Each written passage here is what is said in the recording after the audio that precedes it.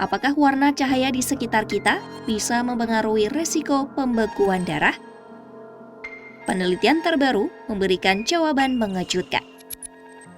Cahaya merah ternyata mungkin bisa melindungi tubuh dari pembentukan gumpalan yang berbahaya.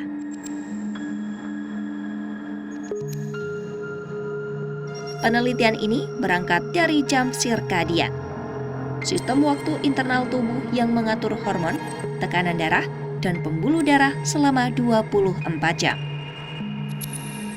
Irama harian ini menentukan kapan tekanan darah naik, kapan jantung bekerja lebih keras, dan kapan resiko stroke meningkat.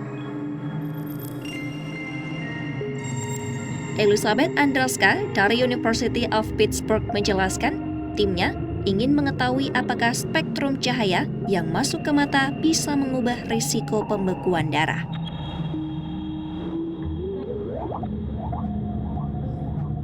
Untuk menguji hipotesis ini, peneliti memaparkan tikus pada cahaya merah, biru, atau putih selama 3 hari. Setelah itu, dibuat kondisi yang memicu pembekuan darah. Hasilnya, tikus yang terpapar cahaya merah membentuk 5 kali lebih sedikit gumpalan dibandingkan tikus cahaya biru atau putih. Efek perlindungan ini tidak terjadi pada tikus yang buta secara genetik. Artinya, cahaya bekerja melalui jalur mata dan otak, bukan langsung pada darah. Hal ini diperkuat dengan fakta, ketika cahaya langsung diserotkan ke darah di luar tubuh, maka tidak ada pengaruhnya.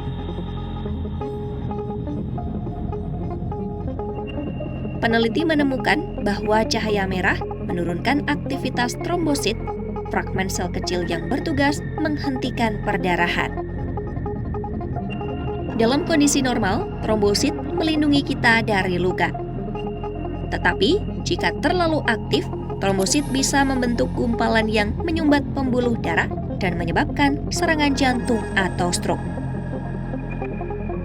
Setelah paparan cahaya merah, trombosit lebih tenang dan tidak mudah beragregasi. Jumlah jaring neutrofil yang bisa menjerat trombosit juga jauh lebih berkurang. Menariknya, trombosit pada kelompok cahaya merah memiliki lebih banyak lemak sehat seperti asam oleat dan linoleat yang membuat darah kurang lengket dan lebih stabil.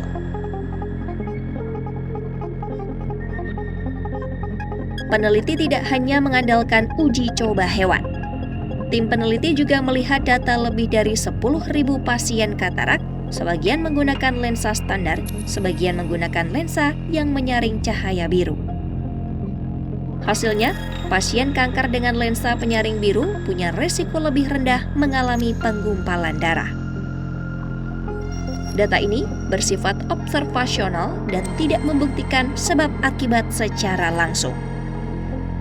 Namun, hasilnya sejalan dengan temuan pada tikus dan memberi petunjuk bahwa pembekuan darah memang mengikuti irama harian tubuh.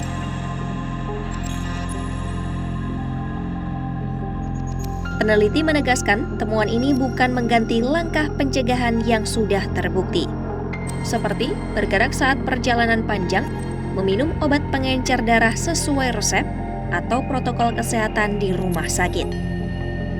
Namun, cahaya merah membuka jalan untuk uji klinis kontrol yang lebih luas.